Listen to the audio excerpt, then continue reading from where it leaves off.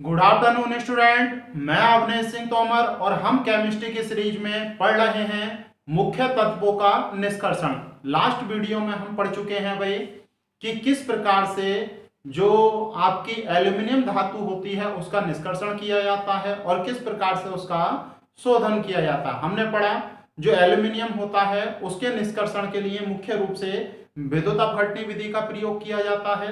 और इस वीडियो को भी आप लास्ट तक देखें भाई, और अगर वीडियो आपको अच्छा लगे तो वीडियो को लाइक करें और ज्यादा से ज्यादा स्टूडेंट को शेयर करें। देखते हैं इस वीडियो में हम मुख्य रूप से कॉपर धातु और जिंक धातु के निष्कर्षण के बारे में पढ़ने वाले हैं। तो जो अब से पहले कुछ अयस्क हैं या खनिज हैं जो पूछे जा चुके हैं या जो पूछे जा सकते हैं उनके बारे में मैंने यहाँ पर कलेक्शन किया है भाई। तो एक एक करके हम पढ़ते हैं। पहले कॉपर धातु का निष्कर्षण पढ़ेंगे, और अगर आप हमारे चैनल पर पहली बार विजिट कर रहे हैं तो चैनल को सब्सक्राइब करें और राइट साइड में बेल आइकन बटन को प्रेस करें और ऑल के बटन पर क्लिक करें ताकि इस तरह की हेल्पफुल वीडियो सबसे पहले आपके पास पहुंच सकें भाई। तो देखते हैं, आप हेडिंग लिख सकते हैं कॉपर धातु का निष्कर्षण। कॉपर धातु का निष्कर्षण, और उसमें सबसे पहले इसके कुछ खनिज या अयस्कों के बारे में पढ़ रहे हैं। इसके कुछ खनिज या फिर अयस्क कह सकते हैं, इनके बारे में हम पढ़ रहे हैं। तो सबसे पहले कॉपर धातु के सल्फाइड अयस्क को देखते हैं हम। सल्फाइड अयस्क, तो पहले लास्ट वीडियो में भी हमने बात की थी कि जो सल्फाइड अयस्क होते हैं इस प्रकार के अयस्क होते हैं जिनमें सल्फर बहुत अधिक मात्रा में अशुद्धि के रूप में उपस्थित होता है। तो देख सकते हैं आप, सबसे पहला सल्फाइड अयस्क है कैल्कोपाइराइड, या फिर इंग्लिश में लिखते हैं इसे तो चैल्कोपाइराइड लिख सकते हैं भाई, या फिर इसे कॉपर पाइराइड। सबसे ज्यादा प्रचलित यही नाम है, या तो कॉपर पाइराइड के नाम से आप इसे जानते हैं, नहीं तो आप इसे कैल्कोपाइराइड के नाम से जानते हैं। और इसका सूत्र इंपोर्टेंट है भाई, आपको याद रखना है CuFeS2।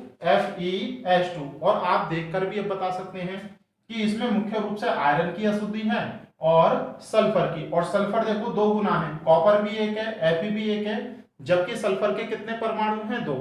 तो सल्फर बहुत अधिक मात्रा में है इसमें, इसीलिए इसे क्या कहा गया है? सल्फाइड अयस्क। तो आपको ये याद रखना है। दूसरा है बोरोनाइड।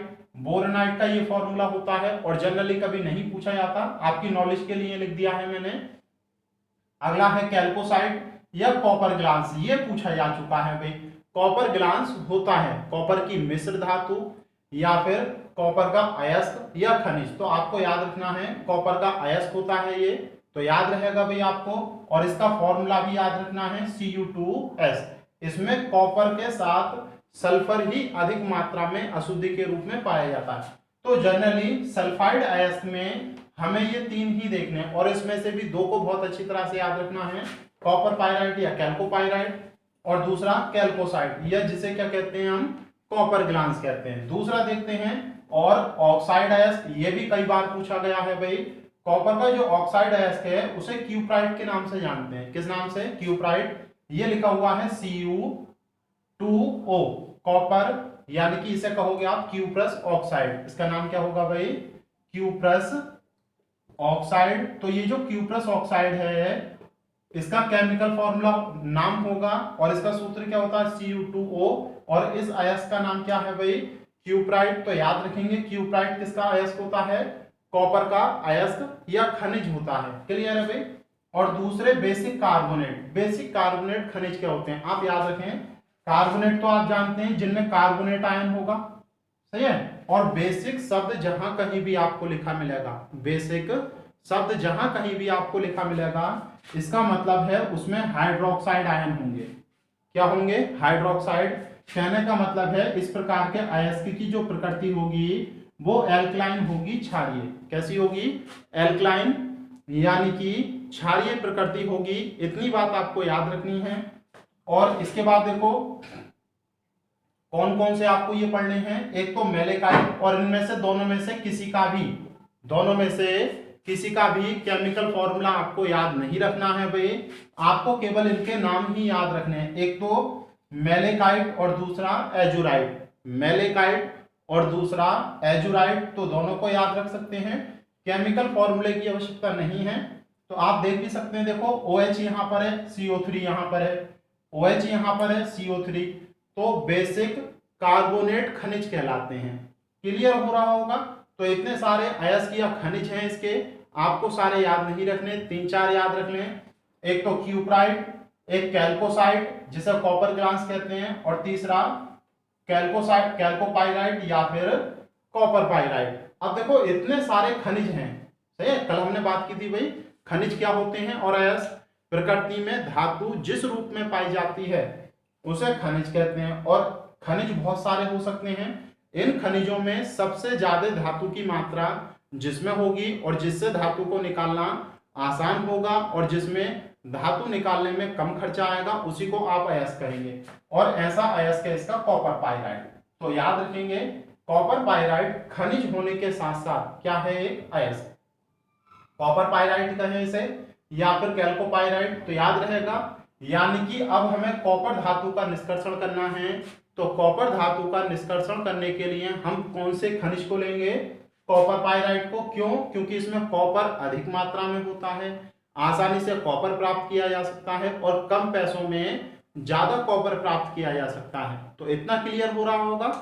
तो इसके निष्कर्षण से संबंधित 1-2 क्वेश्चन कभी कभी पूछ लिए जाते हैं भाई, तो उन्हें मैं आपको क्लियर कर देता हूं। देखते हैं, देखो तो इसे मैं रब कर देता हूं, आप स्क्रीनशॉट ले सकते हैं भाई, नहीं तो नोट कर सकते हैं। देखेंगे, देखो कॉपर का निष्कर्षण मुख्य रूप से सल्फाइड अयस्क से किया जाता है। और पिछली वीडियो में मैंने बताया था भाई कि सल्फाइड अयस्क जो होते हैं उनका निष्कर्षण करने के लिए किस प्रकार की विधियों का प्रयोग किया जाता है। पिछली वीडियो में हम ये पूरी बात पढ़ चुके हैं। तो उसी से संबंधित कुछ क्वेश्चन बता रहा हूं मैं। आप हेडिंग लिख सकते हैं कॉपर पाइराइट या फिर CuFeS2 से कॉपर धातु का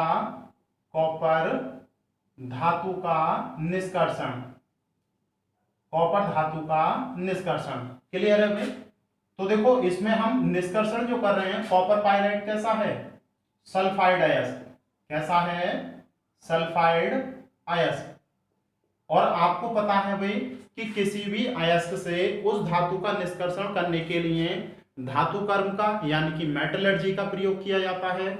और मेटलर्जी में हर एक प्रोसेस को मैंने आपको सीक्वेंस से बताया था कि जब चट्टानों से आपको कॉपर पाइराइट प्राप्त होगा तो बड़ी बड़ी चट्टानों के रूप में प्राप्त होगा। सबसे पहले इसे क्या करेंगे, हम छोटे छोटे टुकड़ों में तोड़ेंगे। सबसे पहले ये बड़ी चट्टानों के रूप में प्राप्त होगा, आपको बड़ी चट्टानों के रूप में प्राप्त होगा। उसके बाद इसे पत्थरों से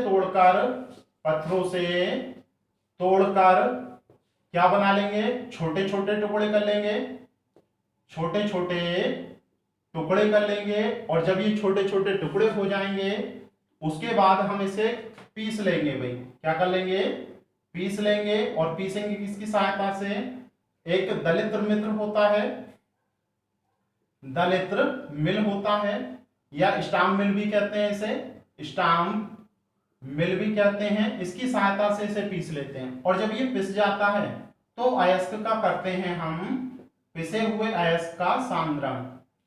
तो देखो वैसे ये बात मैंने आपको बता दी, कभी पूछी नहीं यानी कुछ भी, बस आपकी समझने के लिए कि आपको कोई प्रॉब्लम नहीं हो कि किस प्रकार से चीजें प्राप्त हो रही हैं। तो आपको इसके बारे में कुछ याद नहीं रखना भाई, यहां से चीजें याद रखनी है कि जो सल्फाइड अयस्क होते हैं या कॉपर पाइराइट होता है उसका सांद्रण की 5 विधियां पढ़ी थी। तो कौन सी विधि से किया जाता है, मैंने आपको डायरेक्ट बताया भी था भाई कि जितने भी सल्फाइड अयस्क होते हैं उनका सांद्रण करने के लिए फैन प्लावन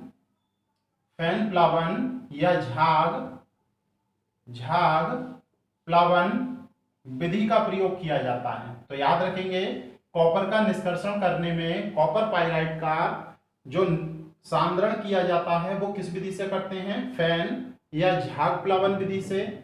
और जब इसका सांद्रण हो जाएगा तो इसका निस्तापन करेंगे भाई, और निस्तापन करने के बाद इसका करेंगे भर्जन। तो निस्तापन और भर्जन दोनों एक जैसी अभिक्रिया थी, इसमें भी गर्म करते हैं हम और इसमें भी गर्म करते हैं, बस इसमें वायु की उपस्थिति में गर्म कर देते हैं। दोनों एक जैसी क्रिया हैं तो आपको याद रखना है जो आपका कॉपर होता है, कॉपर का निस्तापन हो या फिर भर्जन हो, दोनों की दोनों अभिक्रियाएं एक ही भट्टी में कराई जाती हैं, जिसे कहते हैं परावर्तनी भट्टी।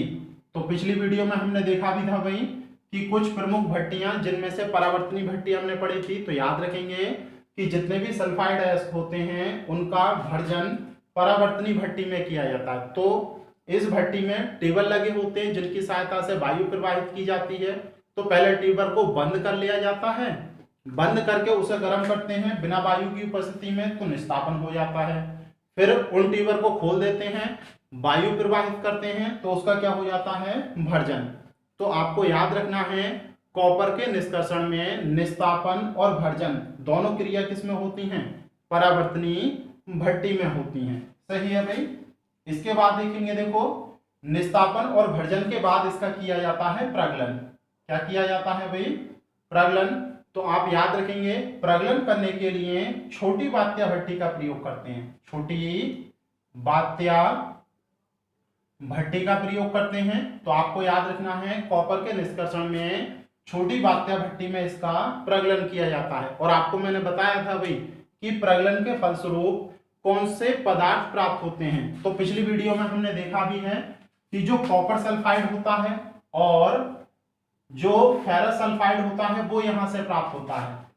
तो जब प्रगलन आप छोटी बात्या भट्टी से कर लेंगे तो उसके बाद में जो पदार्थ प्राप्त होता है उसे किस नाम से जाना जाता है भाई, मैट के नाम से जाना जाता है। ये क्या होता है, Cu2S और FeS, यानी कि क्यूप्रस सल्फाइड और फेरस सल्फाइड, क्यूप्रस सल्फाइड और फेरस सल्फाइड। तो प्रगलन के बाद एक नई अभिक्रिया कराते हैं। एक भट्टी होती है हमारे पास नाशपाती के आकार की, जिसे कहते हैं बेसेमर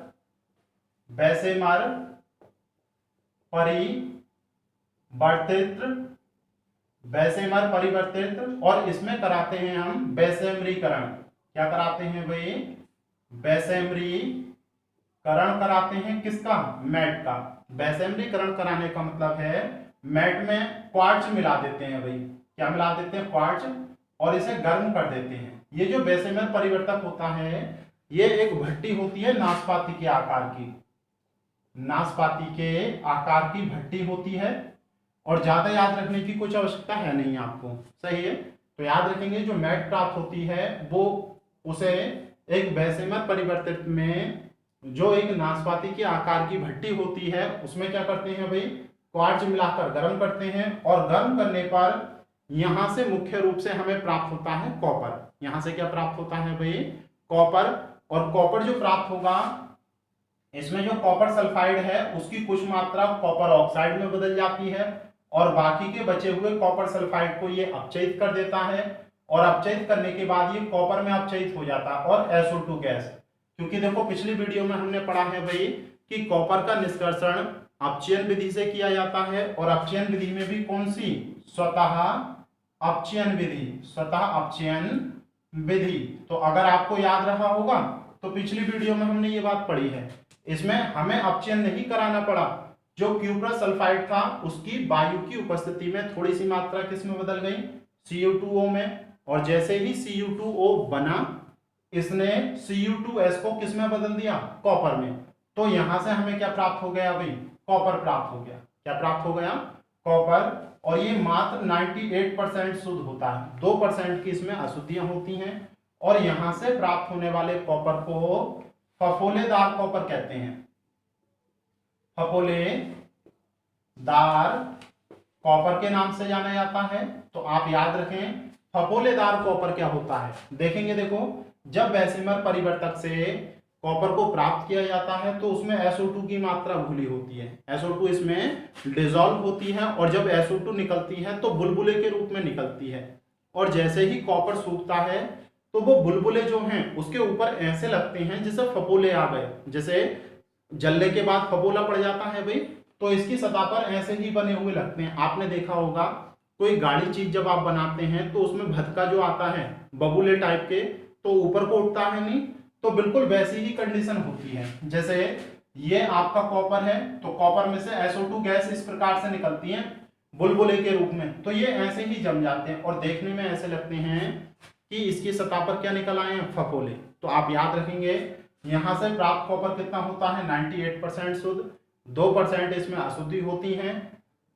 तो इसके लिए इसका शोधन किया जाता है। हम शोधन देखते हैं, देखो उसमें आपको ज्यादा कुछ याद नहीं रखना, एक लाइन याद रखनी है बस कि इस विधि से प्राप्त जो कॉपर होता है उसका जब हम शोधन करते हैं तो कॉपर के शोधन में दो विधि प्रयोग में लाई जाती हैं। कितनी विधि प्रयोग में लाई जाती है भाई, दो विधि।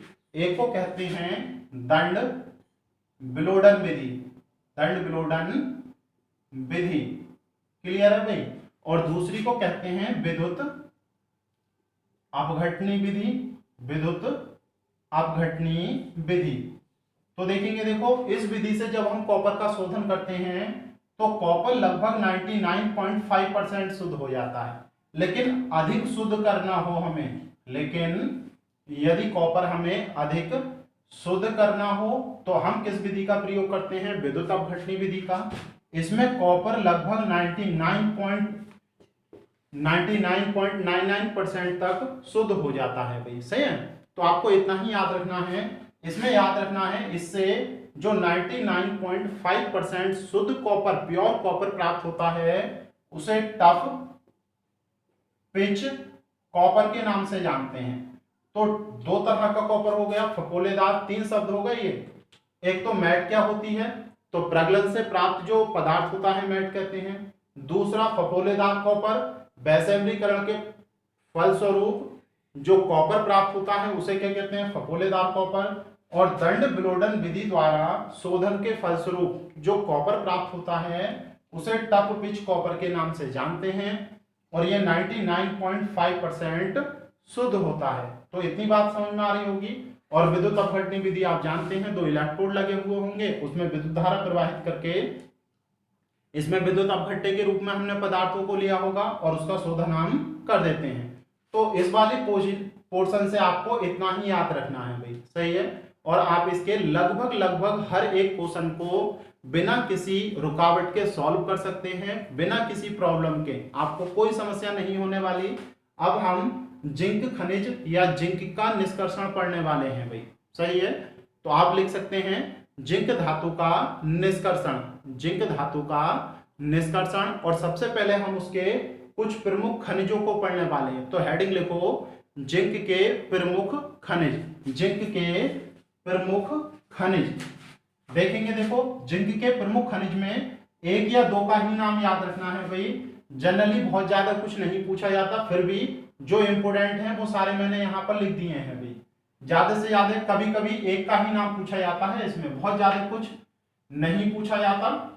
तो आप देख सकते हैं, देखो कौन कौन से अयस्क यहाँ पर दे रखे हैं भाई। देखो जिंक के अयस्क जो हैं उसमें भी सबसे इंपोर्टेंट अयस्क सल्फाइड अयस्क है, यानी कि इसमें भी सल्फर की अशुद्धि सबसे ज्यादा होगी भाई।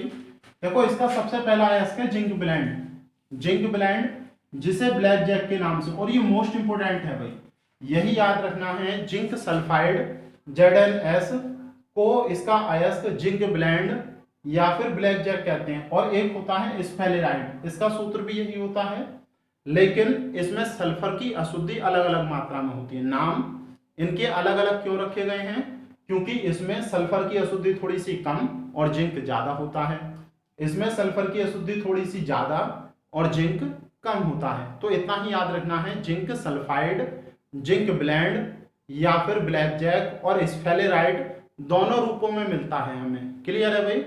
दूसरा है कार्बोनेट अयस्क, और ये मोस्ट इंपोर्टेंट है, देखो सही है, ये दोनों मोस्ट इंपोर्टेंट हैं। एक तो जिंक ब्लेंड या ब्लैक जैक आपसे पूछा जाता है, दूसरा कैलामीन आपसे पूछा जाता है ZnCO3। तो देखेंगे देखो कैलामीन किसका अयस्क है भाई, जिंक का, याद रहेगा। अगले हैं ऑक्साइड अयस्क। ऑक्साइड अयस्क कौन से होंगे, जिनमें ऑक्सीजन की अशुद्धि अधिक होगी। तो ये कभी ज्यादातर पूछे नहीं गए भाई, फिर भी आप याद रख लें। फ्रैंकलिनाइट, ये तो कभी पूछा ही नहीं गया अब तक, ये कहीं कहीं मिल जाता है, एनडीए के एग्जाम में आ चुका है भाई। ये जिंकाइट किसका अयस्क होता है, तो याद रख सकते हैं जिंक का। इसे रेड जिंक भी बोलते हैं। कैसा? रेड जिंक, लाल जिंक भी बोला जाता है। और इसका हिंदी में नाम तो आप जानते हैं भाई, जस्ता होता है। तो याद रखना इस बात को भी। तो इतना ही इसके बारे में पूछा जाता है। इतने सारे इसके खनिज हैं, लेकिन अयस्क कौन सा है इसका? सही है, अयस्क कौन सा है? तो इसका जो अयस्क है वो है जिंक ब्लेंड, यानी कि जो आपके अयस्क या फिर खनिज हैं उनमें जिंक धातु किससे प्राप्त की जाती है? जिंक ब्लेंड या ब्लैक जैक से। तो अब हम क्या पढ़ने वाले हैं? जिंक ब्लेंड या ब्लैक जैक से जिंक धातु का निष्कर्षण। हेडिंग लिख सकते हैं, जिंक ब्लेंड या फिर ब्लैक जैक से जिंक धातु का निष्कर्षण। जिंक धातु का निष्कर्षण तो देखेंगे, देखो सबसे पहले वही प्रोसेस, बार बार रिपीट नहीं कर रहा मैं। जब ये चट्टानों से प्राप्त होगा तो विशाल चट्टानों के रूप में या पिंडों के रूप में होगा। फिर इसे हथौड़ों से तोड़कर छोटे छोटे रूपों में बनाया जाएगा। फिर दलित मिल या फिर स्टाम्प मिल में पीसकर इसका चूर्ण बनाया जाएगा। क्योंकि ये सल्फाइड अयस्क है तो इसका सांद्रण किस विधि से होगा? अभी हमने पीछे पढ़ा, किस विधि से करेंगे भाई? फैन या फिर झाग प्लावन विधि। फैन या फिर झाग प्लावन विधि। और जो सांद्रित अयस्क है उसका क्या किया जाएगा भाई? निस्तापन और भर्जन। निस्तापन और भर्जन। तो अभी हमने पढ़ा जितने भी सल्फाइड अयस्क होते हैं उनका निस्तापन और भर्जन एक ही भट्टी में कराया जाता। और उस भट्टी का नाम क्या था भाई? उस भट्टी का नाम था परावर्तनी भट्टी। परावर्तनी भट्टी। तो यहां से हमें भर्जित अयस्क मिल जाता है। इसके बाद इसका कराते हैं प्रगलन, और प्रगलन की क्रिया में ही इसका अपचयन हो जाता है। तो आपने पढ़ा होगा भाई, आपको अच्छी तरह से याद होगा कि जिंक धातु का निष्कर्षण करने में भी मुख्य रूप से कौन सी विधि प्रयोग में लाई जाती है? अपचयन विधि। आप एक दो पेज पीछे पलट कर देखें तो आप पाएंगे जिंक का निष्कर्षण करने में इसका अपचयन कार्बन के द्वारा होता है। एक मीनार के टाइप की भट्टी होती है, उसमें गोल गोल करके यानी कि पिघले हुए अयस्क यानी कि जिंक को गोल गोल गोले बनाकर कार्बन के साथ मिलाकर एक बड़ी सी भट्टी में, जैसे भट्टा होता है, उसमें डाल देते हैं और वो पिघल जाता है। तो जिंक का, क्योंकि परावर्तनी भट्टी में ऑक्सीजन गैस प्रवाहित की जाती है तो सल्फाइड किस में बदल जाएगा? ऑक्साइड में। किस में बदल जाएगा? ऑक्साइड। और कार्बन द्वारा इसका जिंक में अपचयन हो जाता है। किसमें? जिंक में। तो याद रखना, ये जिंक भी हमने किस विधि से प्राप्त किया है? अपचयन विधि से। किस विधि से? अपचयन विधि से। और किसके द्वारा अपचयन हुआ है? कार्बन के द्वारा। जबकि कॉपर का निष्कर्षण स्वतः अपचयन विधि द्वारा था, लेकिन इसमें पदार्थ का यूज कर रहे हैं कार्बन। देखेंगे, देखो यहां से जो जिंक प्राप्त होता है नीले धूसर पाउडर के रूप में होता है। नीले धूसर पाउडर के रूप में होता है। और ये जो जिंक का नीला धूसर पाउडर है जिसमें कुछ अशुद्धि भी होती है, जिसमें कुछ अशुद्धि भी होती है। तो याद रखेंगे, जो नीला धूसर पाउडर प्राप्त हुआ है जिसमें कुछ अशुद्धि है उसे जिंक रज के नाम से जानते हैं। किस नाम से जानते हैं भाई? जिंक रज। तो याद रखेंगे, जिंक रज कार्बन के अपचयन से प्राप्त नीले धूसर पाउडर को कहते हैं, जिसमें कुछ अशुद्धियां भी होती हैं, प्लेटिनम की, टिन की, आयरन की, ये कुछ अशुद्धियां होती हैं। तो जिंक रज हमें प्राप्त हो गया। अब इससे हमें क्या प्राप्त करना है? शुद्ध जिंक। क्या प्राप्त करना है भाई? शुद्ध जिंक। तो बहुत आसानी से इसका शोधन किया जा सकता है। क्यों? क्योंकि ये वाष्पशील है। अधिक गर्म करने पर इसकी भाप बन जाती है। अधिक गर्म करने पर ये वाष्प बन जाता है। तो इसका आसवन विधि द्वारा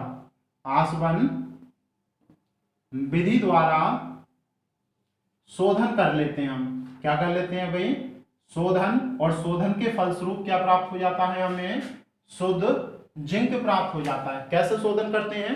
देखो, अशुद्धि और जिंक का मिश्रण लेते हैं हम, गर्म करते हैं। गर्म करने पर केवल जिंक ही भाप बनकर निकलता है। जिंक ही भाप बनकर निकलता है। बाकी की धातुएं पात्र में ही रह जाती हैं और जिंक को अलग से हम इकट्ठा कर लेते हैं। तो इस प्रकार से हमें शुद्ध जिंक प्राप्त हो जाता है। तो एक दो बातें याद रखनी है बस, बहुत ज्यादा नहीं। कि जिंक के निष्कर्षण में मुख्य रूप से अपचयन विधि का प्रयोग किया जाता है, कार्बन के द्वारा अपचयन होता है और इससे नीला धूसर जो प्राप्त होता है, नीला धूसर पाउडर, उसे किस नाम से जानते हैं भाई?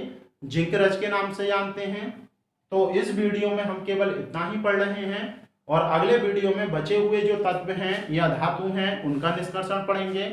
अगर आपको ये वीडियो अच्छी लगी हो तो वीडियो को लाइक जरूर करें और ज़्यादा से ज़्यादा शेयर जरूर किया करें भाई। आप बिल्कुल शेयर नहीं करते हैं, पता नहीं क्यों। तो अपने फ्रेंड को या फिर जिन्हें आवश्यकता है उन सभी को ये वीडियो शेयर जरूर करें। Thank you.